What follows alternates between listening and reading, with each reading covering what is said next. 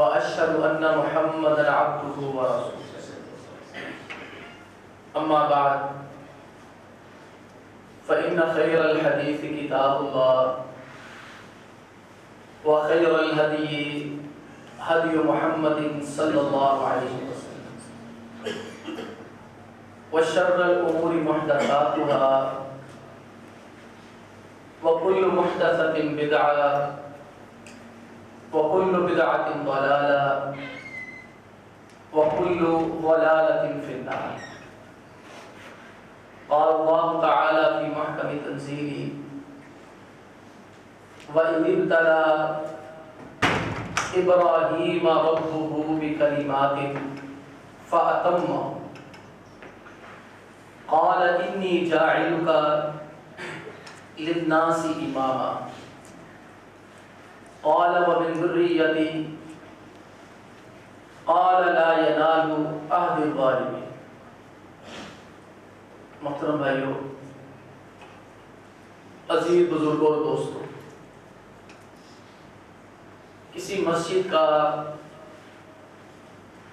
امام اور خطیب ہونا یہ اللہ تعالیٰ کا فیصلہ ہے. جو امام اور خطیب ہے اس چیز کے اندر اس کا کوئی اپنا دخل بھی نہیں.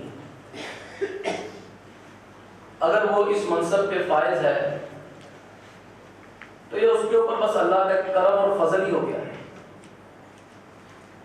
یہ خالصتاً اللہ رب العالمین کے فیصلے ہیں کہ جس کو وہ چاہے اپنے دین کی خدمت کے لیے منتخب کرے. ہم نے ابراہیم علیہ السلام کی سیرت سنی. میرا تو خیر ذرا انداز مختلف ہے، روایتی موضوعات سے ہٹ کر، اور میری کوشش ہوتی ہے کہ جو موضوع ایک دفعہ بیان ہو گیا ہے وہ دوبارہ بیان نہ کیا جائے، سامعین اور ناظرین اسے یاد رکھیں تاکہ مجھے بھی مطالعے کی عادت پڑے، پڑھنے کی عادت پڑے اور میرے علم میں بھی تھوڑا بہت اضافہ. تو اس لیے میں مخصوص ایام میں مخصوص موضوعات پہ گفتگو کم ہی کیا کرتا ہوں. آپ احباب اچھی طرح جانتے ہیں ابراہیم علیہ السلام کی کتنی بڑی بڑی آزمائشیں ہوئی. باپ چھوڑا، علاقہ چھوڑا، بیوی اور بچے کو صحرا میں چھوڑا، پھر جب بچہ ذرا قابل ہوا اسے ذبح کرنے کا حکم دے دیا. اور ابراہیم علیہ السلام ان تمام آزمائشوں میں 100% کامیاب ہوئے. اللہ فرماتے وَإِذِ ابْتَلَىٰ إِبْرَاهِيمَ رَبُّهُ بِكَلِمَاتٍ. اللہ تعالیٰ نے ابراہیم کی کچھ باتوں سے آزمائش کی، انہیں آزمایا. فَأَتَمَّهُنَّ. اللہ تعالیٰ فرماتے ہیں کہ ابراہیم علیہ السلام نے ساری آزمائشیں پوری کر کے دکھا. فَأَتَمَّهُنَّ. ابراہیم 100% ہر آزمائش میں، ہر کسوٹی پہ پورے اترے. قَالَ إِنِّي جَاعِلُكَ لِلنَّاسِ إِمَامًا. جب ابراہیم علیہ السلام کی تمام آزمائشیں پوری ہو گئی، آگ میں چھلانگ بھی لگا دی، بے خطر کود پڑا، آتش نمرود میں عشق، بے پرواہی ہوئی. جبرائیل کہنے آئے کیوں حضرت کوئی مہربانی چاہیے، مدد چاہیے؟ وما حسبی اللہ. نہیں، تمہارا سہارا نہیں چاہیے. جس کی وجہ سے آگ میں گرایا جا رہا ہے اس وہ کرے جو اس نے کرنا ہے. میں نے تم سے کچھ نہیں مانگا. تمام آزمائشوں میں پورے اترے. اب جب ان کو انعام دینے کا وقت آیا، ان کو عظمت سے سرفراز کرنے کا وقت آیا، اللہ نے انعام کیا دیا؟ قال انی جاعلک للناس اماما. ابراہیم تم ہر آزمائش میں پورے اترے، تم سارے امتحانات میں کامیاب اور کامران ہو، تو انعام کے طور پر میں تمہیں مسجد کا امام بنا رہا ہوں. اتنی بڑی چیز ہے امامت. اللہ تعالیٰ امام بنا رہے تھے. اللہ کے حبیب علیہ السلام مسجد کے امام کے خطیب. اللہ نے اپنے نبی کو امام اور خطیب بنایا، باقی چیزیں بھی تھی آپ کے ساتھ، لیکن اصل میں جو آپ کی ذمہ داری تھی وہ یہی تھی 5 وقت کی نماز پڑھانا اور منبر پہ خطبہ ارشاد فرمانا اور موقع مناسبت کے اعتبار سے درس دے کر صحابہ کرام کی تربیت کرنا۔ انی جاعلک للناس اماما، ابراہیم میں تم سے خوش ہو گیا ہوں، میں تمہیں امام بنا رہا ہوں۔ قال ومن ذریتی، ابراہیم علیہ السلام اتنے خوش ہوئے، آپ نے ایمانداری سے دل پہ ہاتھ رکھ کے بتائے، آپ اپنے بچوں کو تو درکنار مسجد کا امام بنانا پسند کریں نہ کریں، آج اتنے خطرناک صورت حال ہے کوئی مولوی بھی اپنے بچے کو امام بنانا گوارا نہیں کرتا۔ آپ تو آپ ہے نا، کوئی مولوی بھی جس سے پاس جا کے بیٹھ جائیں باتیں پوچھیں تو میرے خیال میں ہزاروں میں سے کوئی 2-3 ملیں گے جو اپنے بچوں کے لیے مسجد کی امامت پسند کریں گے۔ تو چراغ تھلے اندھیرا ہی ہوتا ہے، تو بورڈ تھلے درخت دلاتے ہیں۔ انی جاعلک للناس اماما قال ومن ذریتی، کہا ابراہیم جا میں نے تجھے مسجد کا امام بنا دیا۔ ابراہیم نے کہا نہیں یا اللہ یہاں تک نہیں، یہ امامت کا سلسلہ مجھ تک نہیں رہنا چاہیے۔ ومن ذریتی، میری جتنی آنے والی نسل ہے سب کو تم نے امام ہی بنانا ہے۔ اور اس کے بعد یہ دعا قبول بھی ہوئی۔ قال لا ینال عہد الظالمین، اللہ نے فرمایا ٹھیک ہے ابراہیم تمہاری بات میں مان لیتا ہوں، تمہاری نسل سے جو نیک ہوں گے وہ امام بنیں گے، جو بد ہوں گے ظالم وہ امام بھی بنیں گے۔ پھر اللہ رب العالمین نے 2 مسجدیں بنوائی ان سے، ایک ان سے بیت اللہ بنوائی تاکہ ابراہیم کا بیٹا وہاں نمازیں پڑھے، ایک بیت المقدس بنوائی تاکہ ابراہیم کا دوسرا بیٹا وہاں مولوی بن کے وہاں نمازیں پڑھے۔ اور دونوں کو ذمہ داری کیا سونپی؟ وَعَهِدْنَا إِلَىٰ إِبْرَاهِيمَ وَإِسْمَاعِيلَ أَن طَهِّرَ بَيْتِيَ لِلطَّائِفِينَ وَالْعَاكِفِينَ وَرُكَّعِ السُّجُودِ، اللہ فرماتے ہیں ہم نے ابراہیم اور اسماعیل دونوں کی ذمہ داری لگا دی کہ تم دونوں باپ بیٹے دونوں مسجد کے اندر جھاڑو پھیرا کرنا ہے۔ کوئی معمولی کام نہیں، نبیوں کا کام ہے مسجدوں کی صفائی کرنا، مسجدوں کے انتظام انسلام سنبھالنا، یہ بدکاروں کا کام نہیں ہے، یہ نیک لوگوں کی علامت ہے، سارے لوگوں کی علامت ہے۔ اللہ نے کہا کہ ابراہیم تم اور تمہارا بیٹا مجھ سے وعدہ کرو جب تک زندہ رہو گے تم نے جھاڑو پکڑ کے مسجد کی صفائی کرنی۔ آج بھی کرنا گوارا کرتا ہے، کوئی کرنا پسند کرتا ہے، کرنے والے کرتے ہیں۔ یہ امامت اتنی بڑی چیز ہے، اتنی بڑی چیز ہے کہ جہاں امامت ہو وہاں مقتدی بھی اچھے ہونے چاہیے۔ صرف امام کے اوپر ساری ذمہ داریاں نہیں ہیں۔ اگر آپ نے موضوع پڑھا، ہمارا موضوع ہے امام اور مقتدی، مختصر وقت میں عرض کروں گا کچھ ذمہ داریاں امام کی ہیں جو اس نے نبھانی ہے، اگر وہ ان ذمہ داریوں کو نہ نبھائے اسے سوال کیا جا سکتا ہے کہ نہیں نبھائے۔ اور کچھ ذمہ داریاں مقتدیوں کی بھی ہیں، اگر مقتدی ان ذمہ داریوں کو نہ نبھائے ان کے کان بھی کھینچے جا سکتے ہیں اور ان کی بھی ٹیوننگ کی جا سکتی ہے۔ وہ اتنے پاک اور صاف نہیں ہے کہ ان کو یہ سمجھ کر کچھ نہ کہا جائے کہیں مسجد چھوڑ کے نہ چلے جائے، جانا تو جائے، اگر صحیح بات پہ چھوڑ کے جائے پھر تو پرواہ ہی نہیں، ایسے بندے کی ضرورت ہی کوئی، جس کو حق اور سچ پتہ لگتا ہے وہ جائے، وہ ابھی سے جان چھوڑے۔ جہاں امام کی ذمہ داریاں مقتدیوں کی بھی ذمہ داریاں، جہاں امامت اتنا بڑا عہدہ ہے وہاں پر مقتدی کا اچھا ہونا کس قدر ضروری ہے۔ اللہ رب العالمین نے سورہ فرقان میں اس کی آیت نمبر 74 پورا پیچھے ایک رکوع ہے، اللہ تعالیٰ نے وہاں اپنے خاص بندوں کی دعائیں ذکر کی، صفات ذکر کی۔ ان خاص بندوں کی، رب کے بندوں کی ایک دعا ہے، ربنا هب لنا من ازواجنا وذریاتنا قرۃ اعین، یا اللہ ہماری اولاد کو، ہماری بیگمات کو ہماری آنکھوں کی ٹھنڈک بنا دے۔ ان کو دیکھیں، بچوں کو دیکھ کے دل خوش ہو جائے، بیوی کو دیکھ کے چین آ جائے، گھر میں جائیں تو سکون ہی سکون ہو۔ اور اگلی دعا وَاجْعَلْنَا لِلْمُتَّقِينَ إِمَامًا، یا اللہ ہمارے جو مقتدی ہوں، ہم جن کی امامت کریں وہ نیک اور متقی لوگ ہونے چاہیے۔ دونوں لازم و ملزوم ہیں۔ پہلے بات ہم آتے ہیں امام کی جانب، امام پہ کچھ فرائض ہیں، اس کی ذمہ داریاں ہیں، اگر وہ اس ذمہ داریوں کو پورا نہ کرے تو آسان طریقے سے اسے سبکدوش کیا جا سکتا ہے۔ اسے معذرت کی جا سکتی ہے اور اسے کہا جا سکتا ہے حضرت آپ ان پیمانوں پہ پورے نہیں اترتے جو اتنے بڑے منصب کے شایان شان ہیں، آپ جا کے کوئی اور کام کریں یا آپ جا کے کوئی اور جگہ تلاش کریں۔ امام کا جو پہلا فرض بنتا ہے مقتدیوں کے اندر برابری کرے، کوئی چھوٹا بڑا نہیں، کوئی امیر غریب نہیں ہے، کوئی کمی چودھری نہیں ہے، بندہ صاحب و محتاج و غنی ایک ہوئے، تیری سرکار میں پہنچے تو سبھی ایک ہوئے، ایک ہی سب میں کھڑے ہو گئے محمود و ایاز، نہ کوئی بندہ رہا نہ کوئی بندہ نواز۔ یہاں کوئی ایسا امام جو لوگوں میں تفریق کرتا ہے، دعائیں کرنے میں تفریق کرتا ہے، مالدار کے لیے اور لب و لہجے کی دعا کراتا ہے، غریب کے لیے اور لب و لہجے کی دعا کرتا ہے، مالدار دعوت دے تو ساری مصروفیات طرف کر کے چلا جائے، اگر پیسے زیادہ نظر آئے تو مسجد چھوڑ کے چلا جائے، اگر غریب دعوت دے تو ہیلے بہانوں سے جانے سے انکار کر دے، ایسا بندہ امام بننے کے قابل نہیں، جس کا بولنا صحیح نہیں ہے ہر ایک کے ساتھ، جو پیمانہ ہے سب کے ساتھ ایک پیمانہ قائم کر لیا، اب اس ترازو کے اندر جو بھی آئے گا کوئی تمیز نہیں کی جائے گی، یہ نہیں دیکھا جائے گا میرا اپنا کھڑا کہ میرا بیگانہ کھڑا۔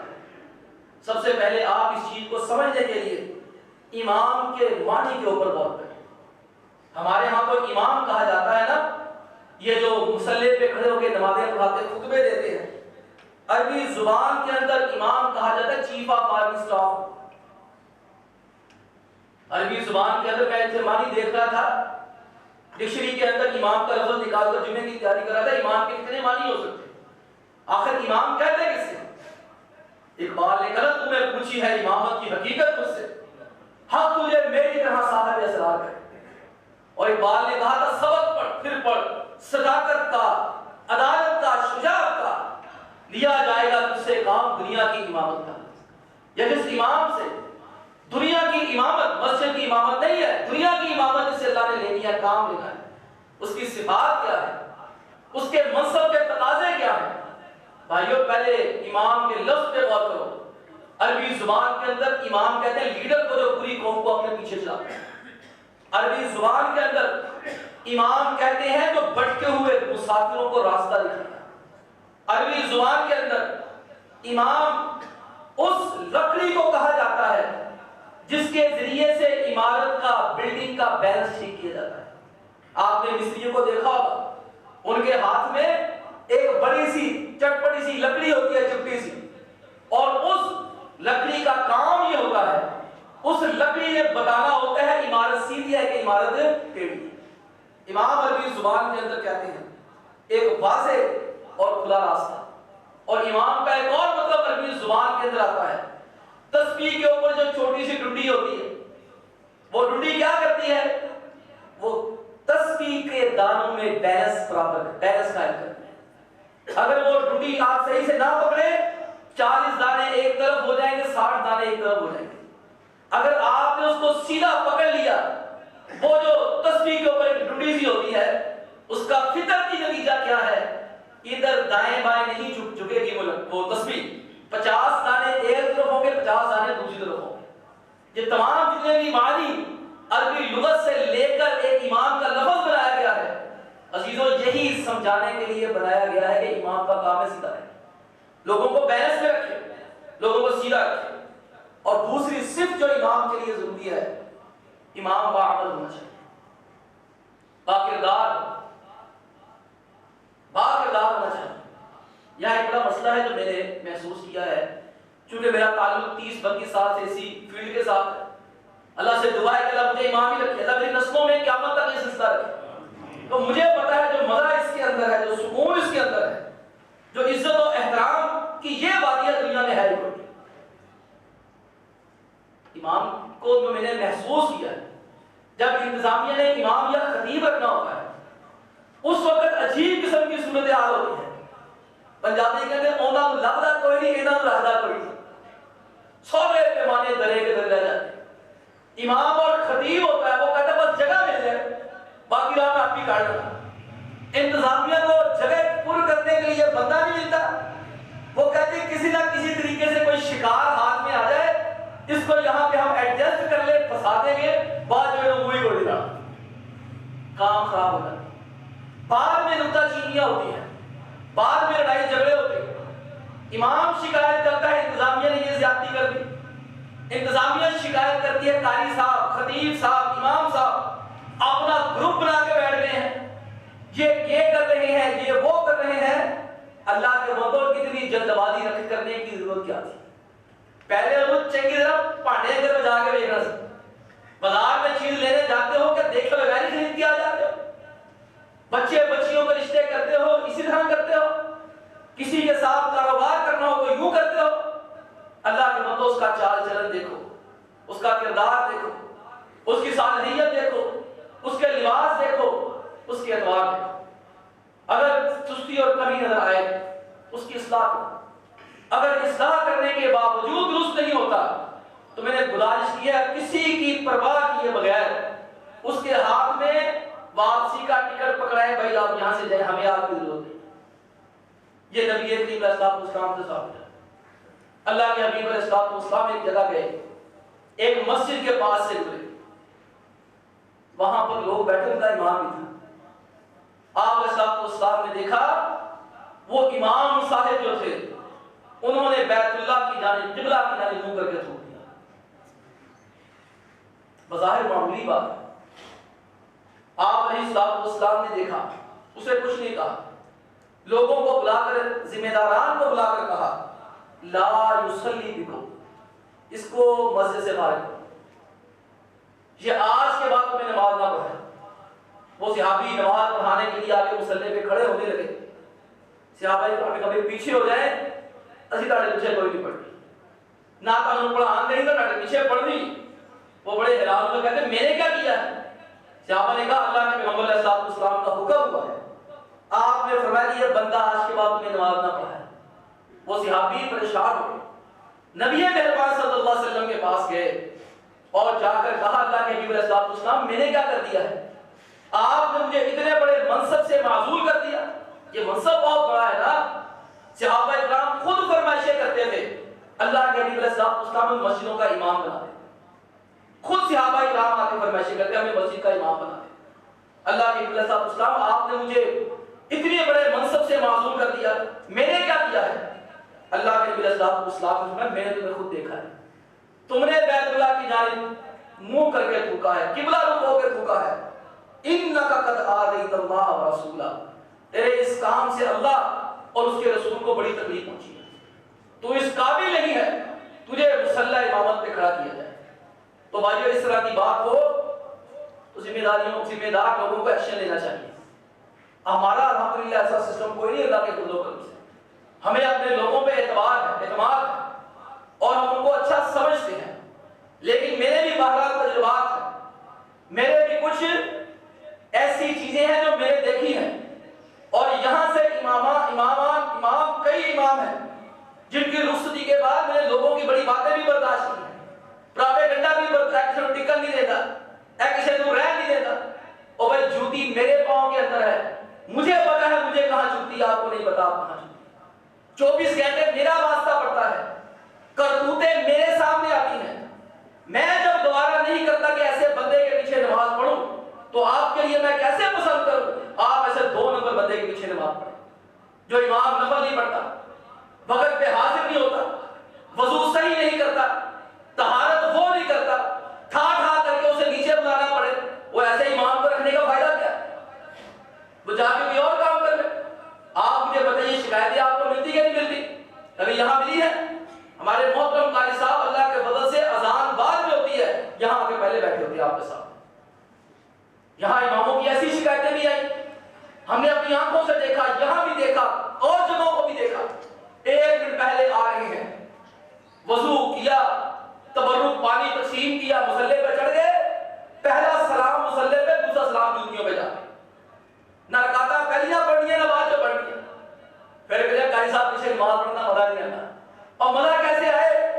اقبال کہتا ہے تو ابھی راہ گزر میں ہے، قید و مقام سے گزر، تو ابھی راہ گزر میں ہے، قید و مقام سے گزر، مصر و حجاز سے گزر، فارس و شام سے گزر، تیری نماز بے سرور، تیرا امام بے حضور۔ حضرات حاضری اور ہوتی ہے، حضوری اور ہوتی ہے۔ کتنے لوگوں سے سن لیا بیت اللہ گئے ہیں مزہ نہیں آیا. کیوں مزہ نہیں آیا؟ تمہاری حاضری ہوئی ہے، حضوری نہیں ہوئی. تمہاری حاضری جسمانی ہوتی ہے، حضوری دلی ہوتی ہے. حاضری لگتی ہے، حضوری نہیں لگتی ہماری. اقبال کہتا تیری نماز بے سرور، تیرا امام بے حضور. ایسی نماز سے گزر، ایسے امام سے گزر. کہتے ایسے امام کا کوئی فائدہ نہیں. اس لیے پہلے سے اچھی طرح چیک کر لیں. اور یہ ذمہ ہے امام صاحب باعمل. اور دوسری چیز امام کی جو ذمہ داری بنتی ہے، نماز پڑھا ہے اعتدال اور میانہ روی کے ساتھ. یہ میں وہ چیزیں عرض کر رہا ہوں جن کی بنیاد پر آپ انتظامیہ کو شکایت کر سکتے ہیں. خود آپ نے کوئی ایکشن نہیں لینا، خود آپ نے یہاں تماشا نہیں مسجد میں لگانا، خود میں نے اور آپ نے یہاں مصلی پہ تزیین و توہین نہیں کرنی ہے. ہمارا فرض یہ بنتا ہے جو ذمہ داران ہیں ان کو جا کے بات پہنچائیں. اور ذمہ داران کا فرض یہ بنتا ہے کہ وہ یہ نہ ہو جائے جنہیں لایا گلیوں میں ٹول چلی. یہ کام نہیں کرنا ہے انتظامیہ. انتظامیہ کا فرض بنتا ہے اس کے کان اپنے ہوں، اس کی آنکھیں اپنی ہوں، اس کی زبان اپنی ہو. کسی کی زبان نہ بولے، کسی کی آنکھوں سے نہ دیکھے، کسی کے کانوں سے نہ سنے. یہ مینجمنٹ کا اصول ہے کہ اگر آپ نے کامیاب مینجمنٹ کرنی ہے تو آپ نے لوگوں کی باتوں کو اگنور بھی نہیں کرنا، آنکھ بند کر کے ماننا بھی نہیں. آپ ان کی بات توجہ سے سنی ہے. توجہ سے سننے کے بعد انتظامیہ کیا کرے؟ انتظامیہ خود تفتیش کرے، انتظامیہ خود تسلی کرے. اگر واقعات وہ شکایت درست نظر آئے امام صاحب کو بلا کر کہے بھی آپ اس میں شرکت کریں. اگر 2-3 دفعہ سمجھانے سے بات نہیں آتے پھر سختی سے بھی سمجھایا جا سکتا ہے، لیکن ہمارا فرض نہیں. اللہ کے حبیب علیہ السلام کی زندگی میں ایسے واقعات ملتے ہیں. ایک جناب عثمان بن ابی العاص الثقفی رضی اللہ تعالی، اللہ کے نبی صلی اللہ علیہ وسلم نے ان کی تربیت فرمائی. کچھ دن رہے قرآن یاد ہو گیا، فرمانے لگے کہ جعلنی امام قومی، حضرت مجھے میری قوم کا امام بنا دے، مجھے امامت جیسا عہدہ نصیب فرما دے، میں لوگوں کی نمازیں پڑھانا چاہتا ہوں. میں ان کا امام ہوں، تم قابل ہو، جاؤ تم ہی امام، جاؤ نمازیں پڑھاؤ. لیکن ساتھ ہی فرمایا وَقْدُرِ النَّاسَ بِأَضْعَفِهِمْ. عثمان جب نماز پڑھاؤ نا تکبیر کہنے سے پہلے سب سے کمزور بندہ دیکھ لے. دیکھنا سب سے مشکل نماز پڑھنی کس کے لیے؟ وَقْدُرِ النَّاسَ بِأَضْعَفِهِمْ. سب سے جو کمزور بندہ ہے، بچہ ہے، بوڑھا ہے، جو بھی ہے، فَإِنَّ فِيهِمُ الْكَبِيرَ. عثمان نماز پڑھنے کے لیے باب بزرگ بھی آتے ہیں، وَالصَّغِيرَ نماز پڑھنے کے لیے بچے بھی آ جاتے ہیں، وَالسَّقِيمَ اور نماز پڑھنے کے لیے بیمار بھی آ جاتے ہیں، وَالْبَعِيدَ اور بعض لوگ ایسے ہوتے ہیں ان کے گھر کے پاس مسجد نہیں ہوتی ہے، بڑا لمبا سفر کر کے مسجد میں آتے ہیں. وَالْحَاجَّةِ کچھ بیچارے ضرورت مند ہوتے ہیں مسجد میں آتے ہیں، نماز پڑھ کے کام سے جلدی جانا ہوتا ہے. تو معاذ عثمان تم نے نماز چھوٹی پڑھا، نماز درمیانی پڑھا.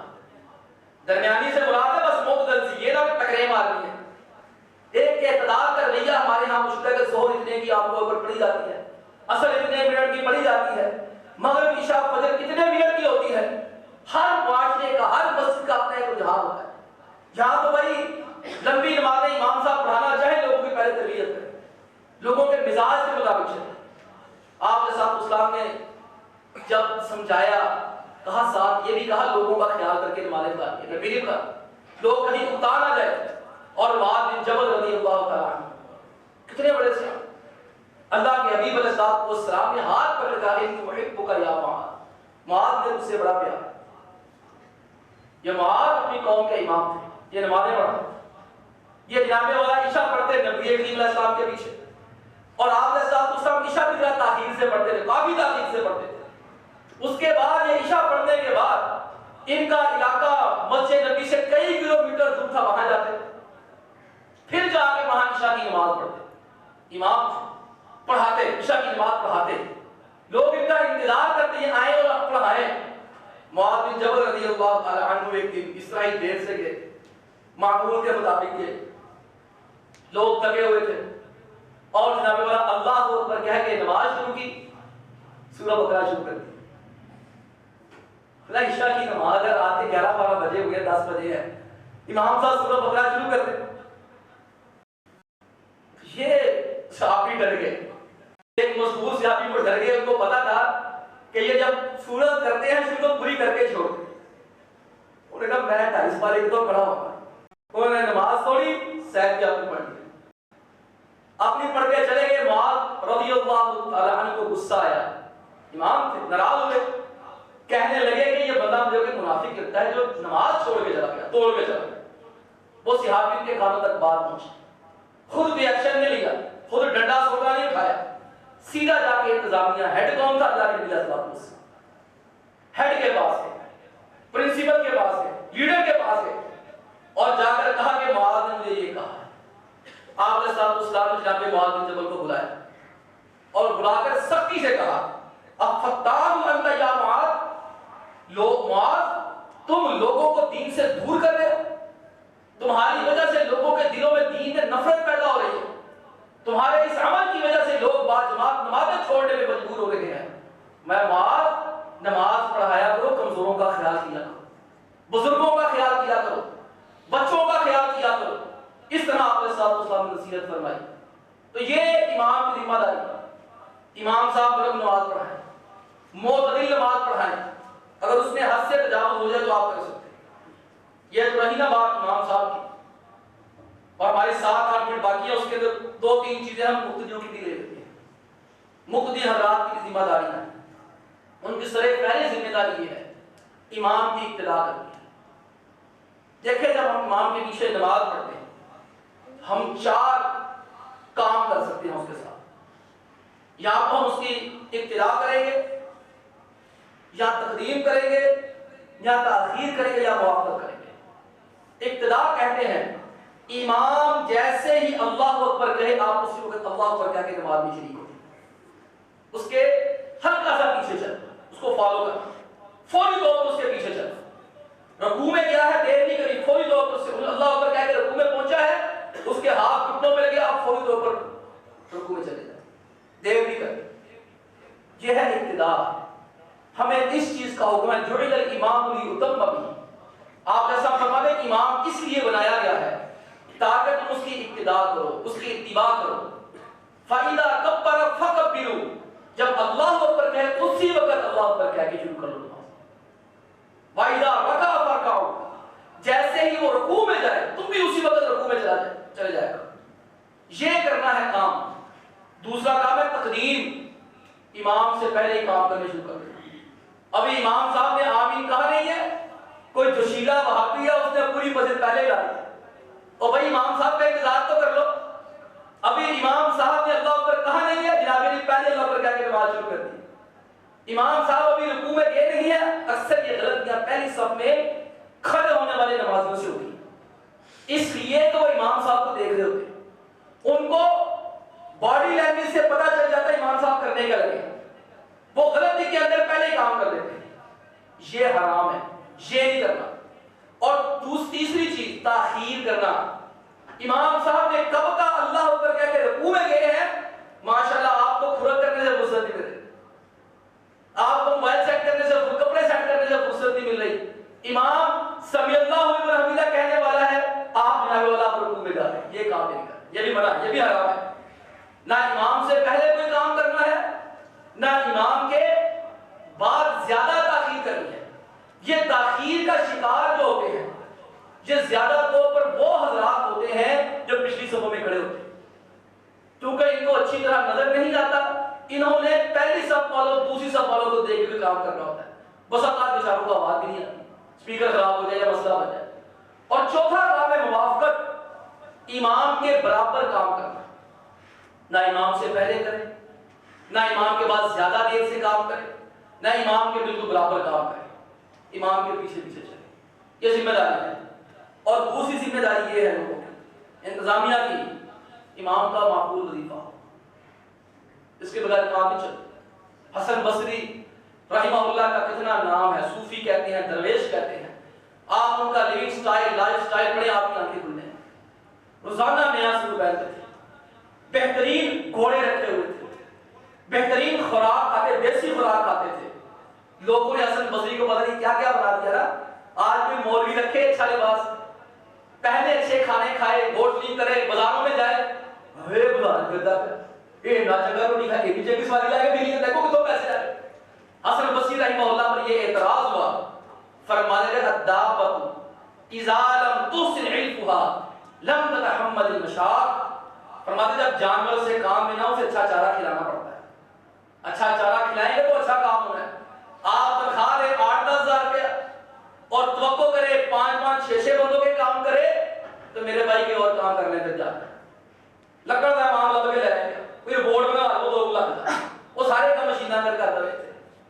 اور کہتے ہیں ابھی کل کسی نادر نامی فیس بک پہ شخص کی بکواس سنی, خبیث انسان 5-6 بندے بیٹھے لان کی اور ملعون کمینہ آدمی لوگوں کو کہتے ہیں آگ کو پانی ختم, پانی آگ کو ختم کر دیتی ہے, لوہا پتھر کو مار دیتا ہے, ان سب چیزوں کو سرکہ مار دیتا ہے, ختم کر دیتا ہے. مولوی ایسی ہے سرکے کو بھی ختم کر دیتا ہے. اتنا لان کی اور کمینہ آدمی لوگ ہنس رہے ہیں, اتنا خبیث آدمی, شیطان آدمی اس ملک میں, اس کے لیے کوئی قانون نہیں. کل کسی نے مجھے واٹس ایپ بھیجا اس کا, میں نے کہا چلو جمعہ اسی موضوع پہ بات کر لیں گے اس کے اوپر. اس خناس کی سوچ, مولوی صدقہ نہیں کھاتا, میں نہیں کھاتا, آپ کھاتے ہیں. صدقہ آپ اکٹھا کرتے ہیں, میں نہیں کرتا. میں نے نہیں کہا مجھے صدقے سے تنخواہیں دیں, میں نے نہیں کہا مجھے زکات سے تنخواہیں دیں. جس کے پاس صدقہ پہنچ گیا, زکات پہنچ گئی, اس نے کھائی ہے, میں نے نہیں کھائی. زکات کا حکم وہی ختم ہو گیا, صدقے کا حکم شریعت میں وہی ختم ہو گیا, انتظامیہ کے ہاتھ میں پہنچ گئی. انتظامیہ کھا رہی ہے, میں نہیں کھا رہا, ہم نہیں کھا رہے, قاری صاحب نہیں کھا رہے, ہمارا خادم نہیں کھا رہا. یہ شریعت کا مسئلہ ہے.